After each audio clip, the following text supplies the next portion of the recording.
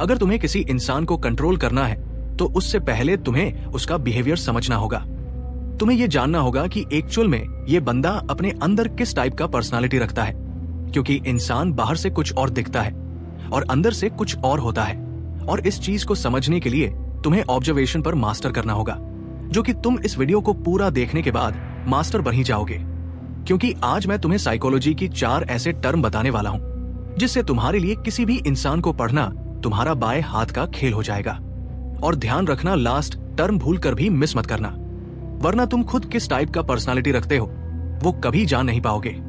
Disclaimer, ये video only educational purpose के लिए बनाया गया है, इसलिए इसका गलत यूज मत करना, क्योंकि इस वीडियो को देखने के बाद तुम दुनिया को वैसे नहीं देखोगे जैसे अभी देखते हो। अब अगर तुम रेडी हो तो चलो शुरू करते हैं। The dark game of mind. Number 1, neurotic. एक न्यूरोटिक इंसान वो होता है जो हमेशा एंजाइटी, टेंशन और डर में जीता है। मान लो कल तुम्हारा एग्जाम है। नॉर्मल बंदा थोड़ा नर्वस होगा, लेकिन एक न्यूरोटिक बंदा दिन भर ये सोचता रहेगा, यार कहीं मैं फेल ना हो जाऊं। अगर मैं फेल हो गया तो मेरी लाइफ खत्म हो जाएगी, और इसी सोच में फंसकर अपना बेस्ट परफॉर्मेंस भी नहीं दे पाता। सिंपल शब्दों में, जो छोटी छोटी बातों पे घबरा जाता है, हर सिचुएशन में नेगेटिव आउटकम इमेजिन करता है, अपने इमोशन को कंट्रोल नहीं कर पाता और बिना वजह ओवरथिंकिंग करता है, और फिर बार बार अपनी गलतियों को याद करके रिग्रेट करता है। तो एक क्लियर साइन है कि वो एक न्यूरोटिक इंसान है, और इसका इम्पैक्ट लाइफ के हर जगह दिखाई देता है। जैसे करियर में रिस्क लेने से डरता है, इसलिए ग्रोथ स्लो होती है।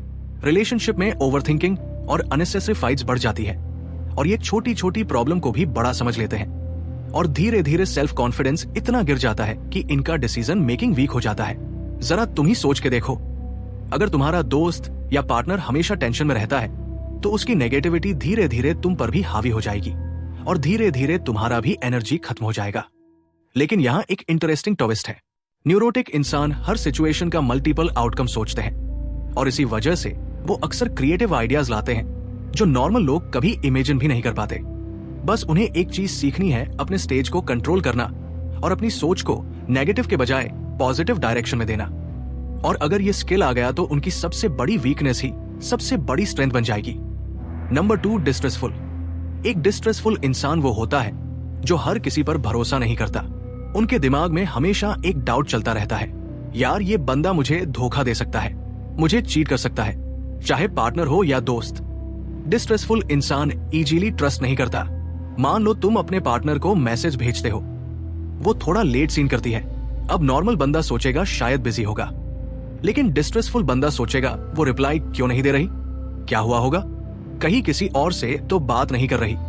सिंपल शब्दों में, जो हर बात पे शक करता है, दूसरों की इंटेंशन पर ट्रस्ट नहीं करता, अपनी पर्सनल लाइफ में भी किसी को आने नहीं देता, सिलेक्टिव रहता है, इमोशन कभी एक्सप्रेस नहीं करता, और हर रिलेशनशिप में प्रूफ मांगता है। तो एक क्लियर साइन है कि वो एक डिस्ट्रेसफुल बंदा है, और इसका इम्पैक्ट लाइफ के हर एरिया में दिखाई देता है। रिलेशनशिप में मिसअंडरस्टैंडिंग और ब्रेकअप कॉमन हो जाते हैं। कभी कभी क्लोज इंसान को भी ये एनिमी समझ लेते हैं, और धीरे धीरे इनकी लाइफ में लोनलीनेस और इनसिक्योरिटी बढ़ जाती है।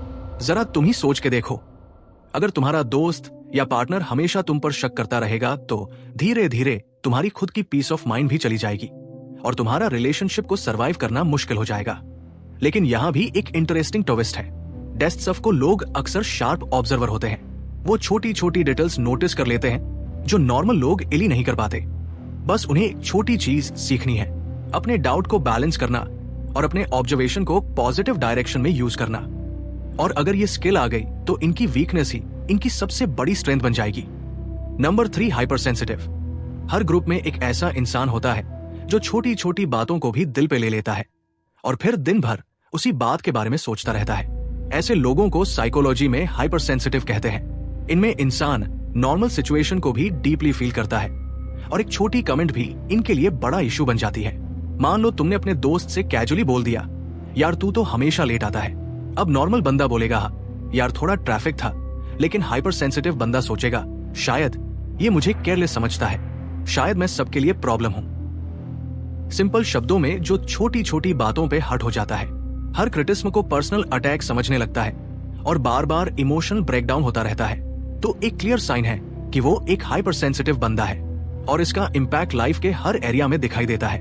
जैसे रिलेशनशिप में अननेसेसरी ड्रामा क्रिएट हो जाना, अपने डिसीजन दूसरों के ओपिनियन पे छोड़ देना और धीरे धीरे सेल्फ कॉन्फिडेंस डाउन हो जाना। लेकिन हाइपर सेंसिटिव लोगों के अंदर बहुत स्ट्रांग पॉजिटिव साइड भी है।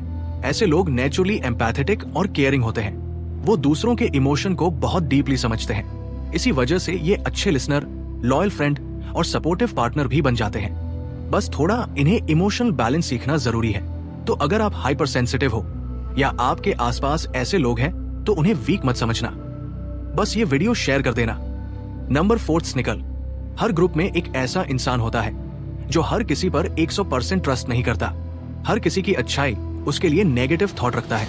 ऐसे लोगों को साइकोलॉजी में सनिकल कहते हैं।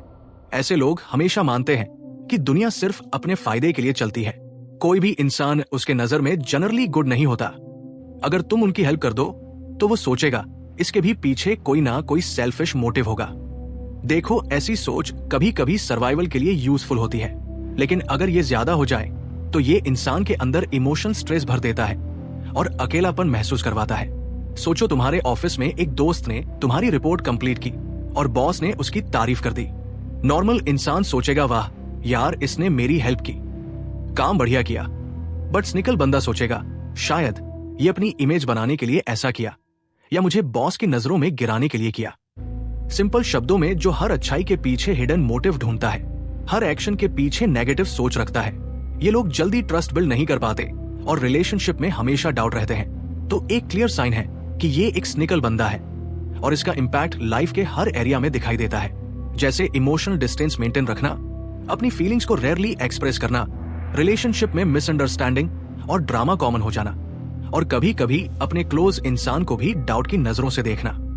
देखो, ऐसे लोग गलत नहीं होते हैं, बस इसमें बैलेंस होना जरूरी है। थोड़ा डाउट और सावधानी हेल्पफुल है, लेकिन हर चीज को नेगेटिव एंगल से देखना इंसान को अकेला और रूड बना देता है। बस इन्हें दूसरों की ऑनेस्टी और अच्छाई पर ट्रस्ट करना सीखना होगा, तभी इनकी रिलेशनशिप, करियर और लाइफ में असली ग्रोथ और हैप्पीनेस आ सकती है।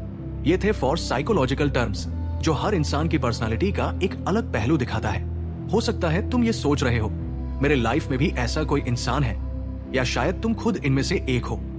तो याद रखो, साइकोलॉजी का नॉलेज सिर्फ समझने के लिए नहीं है, ये तुम्हें खुद को समझने, सुधरने और अपने लाइफ का कंट्रोल लेने का रास्ता देता है। और अगर तुम अपनी कमजोरियां पहचान लोगे तो उन्हें मैनेज और कंट्रोल करना भी आसान हो जाएगा।